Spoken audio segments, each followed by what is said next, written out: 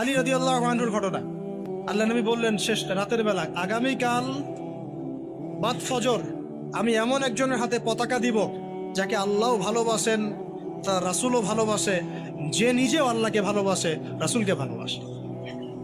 সব সাহাবীরা আকাঙ্ক্ষা করলেন যে আমি হব সেই। ওমর ইবনে খাত্তাব মনে করছেন আমি মনে হয় সেই সাহাবী।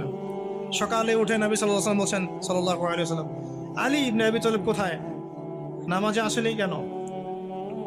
বলা হলো তার চোখ উঠেছে, চোখে অনেক প্রবলেম, চোখ ফুলে গেছে, কষ্টে আসতে পারে না, ডেকে নিয়ে আসুন। ডেকে নিয়ে আসা হলো। নবী সাল্লাল্লাহু আলাইহি ওয়াসাল্লাম মুখের লালা থুতু এভাবে নিয়ে তার চোখে লাগিয়ে দিলেন। আলী ইবনে আবি তালিব বলছেন আগে এই চোখে যা দেখতে পারতাম না তাও দেখতে পারা সম্ভব। পতাকা দিলেন, খায়বারে যাও। খায়বারে নামুস দুর্গ জয় হচ্ছিল না। কোন দুর্গ? নামুস। খায়বারে যাও, ওখানে মারহাব একজন সেনাপতি আছে, ইহুদিদের বড় কমান্ডার। বলছে ওদেরকে আগে ইসলামের দাওয়াত দিবা, যদি ইসলাম কবুল করে যুদ্ধের দরকার নাই। ওই হাদিসটা এখানে এসেছে, লাউ ইয়াহদিয়াল্লাহু বিকা রাজুলান ওয়াহিদান খায়রুল লাকা মিন হুমুরিন নাআম। তোমার দাওয়াতে যদি একজন ইসলাম কবুল করে হকের পথে আসে, লালুট কুরবানি করার চেয়ে বেশি নাকি পাবে। এটা এখানে আসছে হাদিসটা।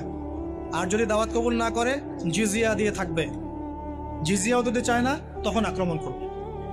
এই সুন্নাহ মেনে আমরা যুদ্ধ করেছি। সুন্নাহ মেনে মুসলমানরা যখন যুদ্ধ করেছে, মুসলমানদের হাতে কোনো নারী নিহত হয় নাই, কোনো শিশু নিহত হয় নাই।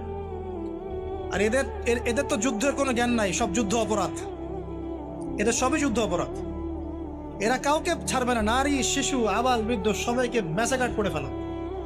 আর নবী সাল্লাল্লাহু আলাইহি ওয়াসাল্লাম সাহাবীদেরকে পাঠাতেন, বলতেন নারীদেরকে আক্রমণ করবে না, শিশুদেরকে হত্যা করবে না। কেউ যদি যুদ্ধের মাঠেও কালিমা পড়তে চায় তাকে কালিমা পড়ার সুযোগ দিবে। তো খায়বার বিজয় হলো এই আলী রাদিয়াল্লাহু আনহুর হাতে। এটার ঘটনাটা একটু বলি, লোভ সামলাতে পারছি না। মারহাব কবিতা আবৃত্তি করছিল যে আমি এমন বীর যার সাথে 10 জন 20 জন পেরে ওঠে না। আর আলী ইবনে আবি তালিব বলছিলেন আমিও সেই মায়ের সন্তান যে আমার নাম রেখেছে হায়দার। ওই যে আলী হায়দার, নাম শুনেছেন? হায়দার। তো মারহাব আলী রাদিয়াল্লাহু আনহুকে কয়েকটা আঘাত করেছেন, প্রত্যেকটা আঘাত তিনি ঢাল দিয়ে প্রতিহত করেছেন। এক পর্যায়ে এটা হিস্ট্রির মধ্যে আসছে, এটা কোন হাদিসের দলিল না, হিস্ট্রির মধ্যে আসছে। আলী রাদিয়াল্লাহু আনহুর হাত থেকে ঢালটা পড়ে যায়। ঢাল বুঝতে পারছেন কি? ঢালটা পড়ে যায়। তখন খায়বারের লোহার যে দরজা, এই দরজার একটা কপাট বিসমিল্লাহ বলে আলী রাদিয়াল্লাহু আনহু খুলে ঢাল হিসেবে ইউজ করা শুরু করে।